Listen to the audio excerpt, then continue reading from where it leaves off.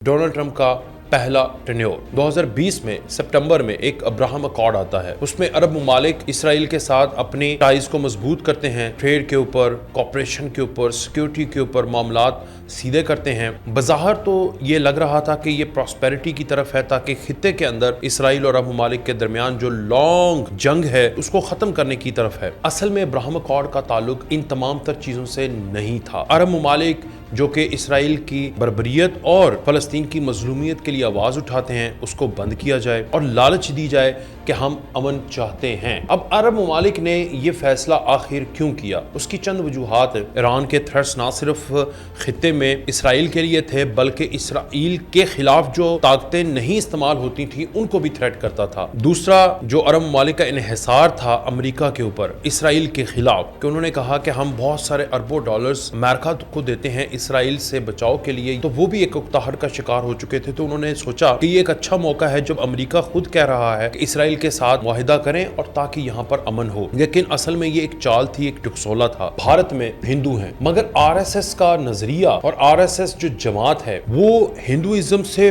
बहुत आगे निकल चुकी है। इसी तरह यहूदियों के अंदर एक सुन्नी ताकत है, वो उनका जो नजरिया है इल्यूमिनाटीज फितरों के लिए सुन्नी जो कि जबर की पॉलिसी और ग्रेटर इसराइल के ऊपर काम कर रहे हैं। द सेम अमेरिका के अंदर प्रोटेस्टेंट क्रिश्चियन के बाद एक क्रिश्चियन ज़ियोनिज़्म जमात बनकर उभरी है। उसका असर और सूख इतना है कि वो मजहब के नाम पर अपने मकासद हासिल करने के लिए लोगों के ईमान के साथ खेलते हैं। जो लोग उसको फॉलो करते हैं उनके ईमान को चैलेंज करते हैं। डोनाल्ड ट्रंप हो या कोई भी एडमिनिस्ट्रेशन हो, वो इनको मजबूर करते हैं कि अगर आपने इसराइल का साथ नहीं दिया तो आप पर गॉड्स कर्स होगी। डोनाल्ड ट्रंप भी इस शहर में है। जब भी इसराइल के हवाले से अमेरिका की सख्त पॉलिसी की बात आती है, जो क्रिश्चियन ज़ियोनिज़्म है ये एक्टिव हो जाते हैं।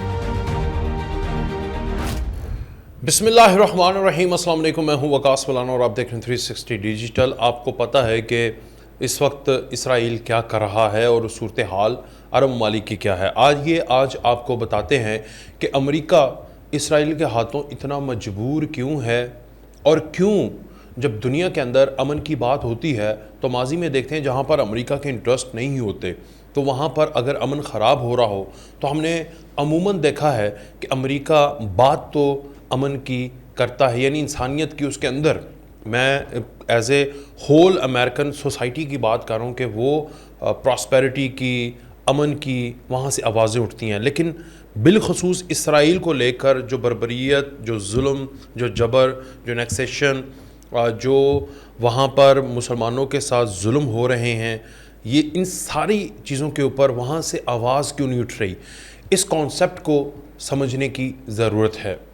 पाकिस्तान इस पर क्या करेगा, क्या कर सकता है, ये तो आगे चलकर हम बताएंगे। मगर ईरान, यूएस और इसराइल वॉर, इसको समझने के लिए पहले हमें अब्राहम अकॉर्ड और उसके बाद हमें क्रिश्चियन ज़ियोनिज़्म यानी ईसाई सहूनियत, इसके बारे में समझने की बहुत ज़्यादा ज़रूरत है। आइए आज इस पर बात करते हैं।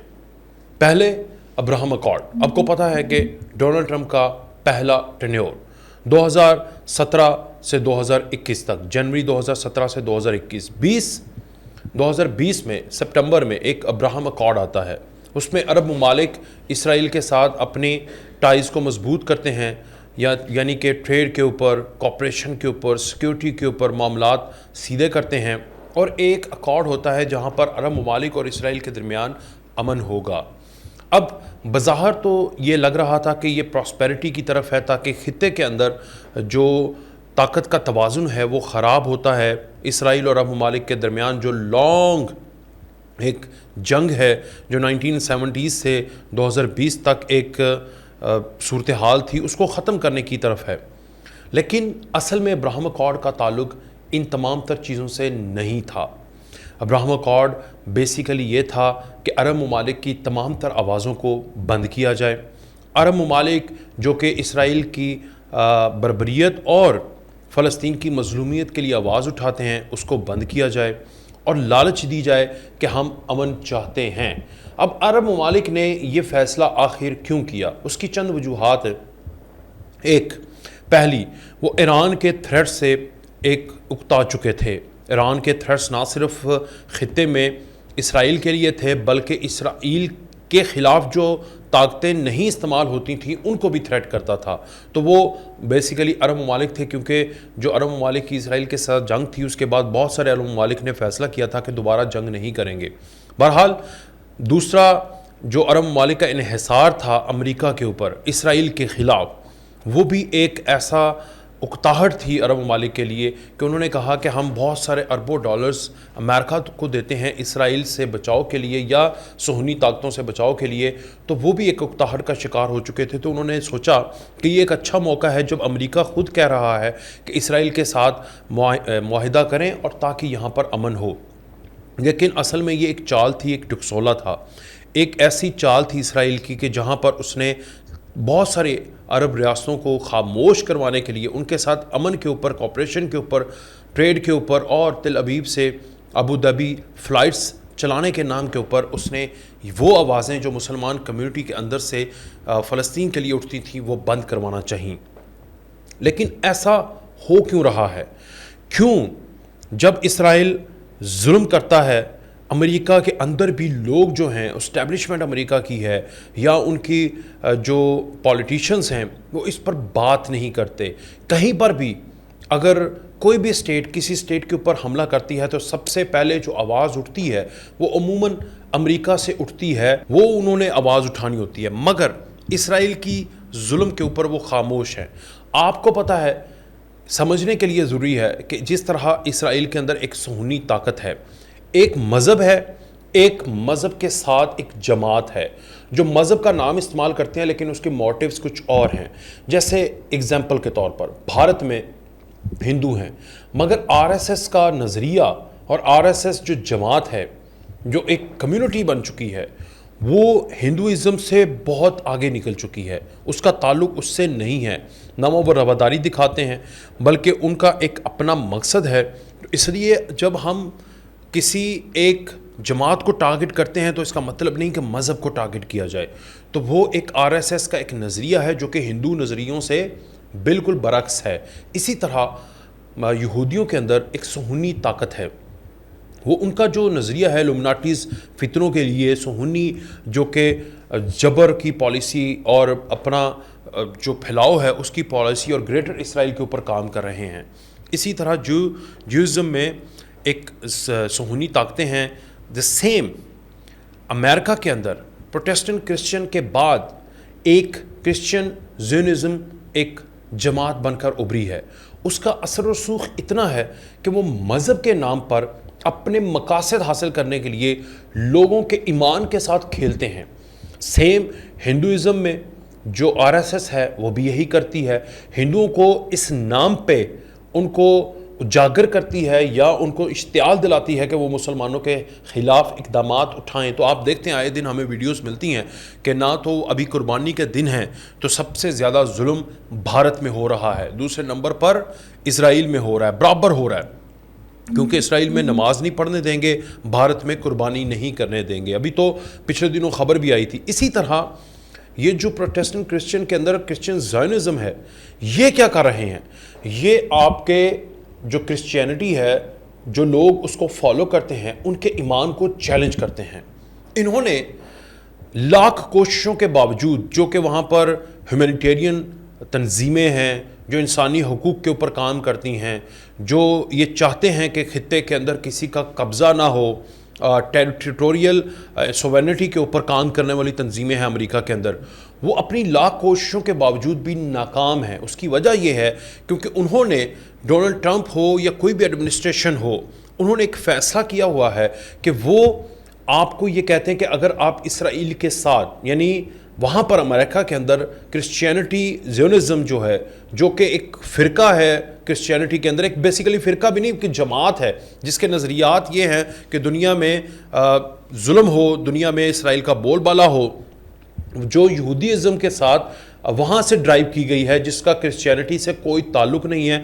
وہ ان کو مجبور کرتے ہیں کہ اگر آپ نے اسرائیل کا ساتھ نہیں دیا تو آپ پر ایک تو ہے, اگر اسرائیل کے ساتھ آپ ہوں گے تو پھر آپ پر رحمتیں ہوں گی, بلیسنگ ہوں گی, اگر اسرائیل کے خلاف ہیں تو آپ پر کرس ہوگی. اب آپ دیکھیں گاڈز کرس ہوگی. اب آپ یہ دیکھیں کہ وہاں پر جو تنظیمیں کام کرنے والی ہیں وہ بھی اس نام پر اس نعرے کے اوپر خاموش ہو جاتی ہیں، کیونکہ ڈونلڈ ٹرمپ بھی اس سحر میں ہیں، انہوں نے اس کے لیے ہمیشہ اسرائیل کو ساتھ دیا۔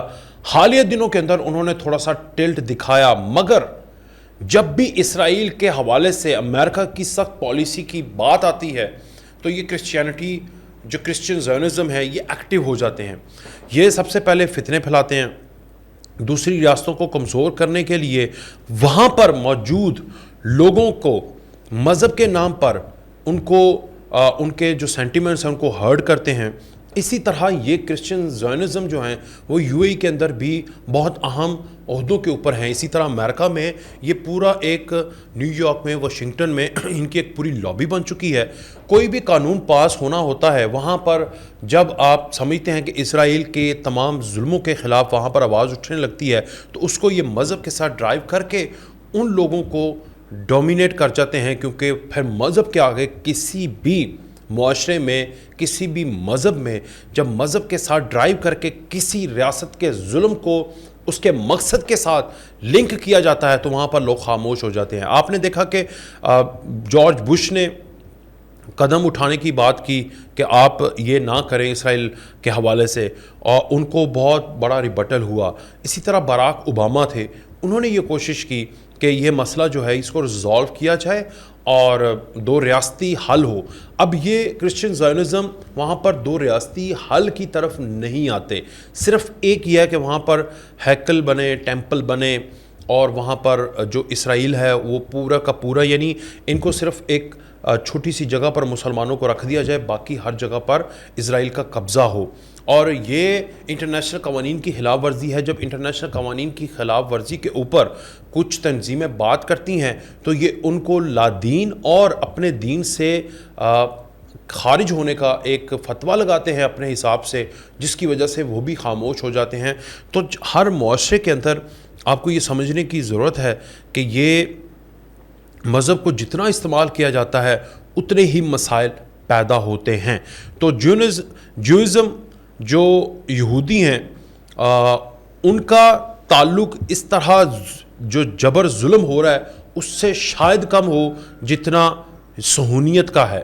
اسی طرح کرسچینٹی کا تعلق نہ تو جو کرسچنس ہیں they living in Pakistan, they living in Arabs, they are living in America, بہت بڑی تعداد میں ویسٹرن سوسائٹی میں، وہ شاید موسٹلی اس ظلم کی پالیسی کے اوپر ایمان نہیں رکھتے، مگر وہاں پر موجود جو مذہب کا نام لے کر ایک جماعت بن گئی ہے، جو مذہب کو استعمال کرتے ہیں، جو صہیونیت ہے، وہ جوئزم میں ہو، وہ کرسچینٹی میں ہو، یا یہاں پر انڈیا میں RSS کے نام پہ ہندوازم میں ہو، یہ جتنے بھی جماعتیں ہیں یہ مذہب کو ڈھال کے طور پر استعمال کر کے لوگوں کے سینٹیمنٹس کے ساتھ کھیل کر اپنے مقاصد میں کامیاب ہوتے ہیں۔ آپ دیکھ لیں بھارت میں کشمیر میں کیا ہو رہا ہے، فلسطین میں کیا ہو رہا ہے، اور جہاں پر پالیسی بنتی ہے وہاں پر جب وہ پالیسی ان کے خلاف بنانے کی بات کرتے ہیں، آپ دیکھیں کبھی بھی یونائٹڈ نیشن کے اندر کہیں پر بھی ظلم میں جو مسلمانوں کے خلاف ہو رہا ہے، اگر امریکن اسٹیبلشمنٹ چاہے بھی کہ اس کو اسرائیل کی اس تمام خواہشوں کو ویٹو کریں،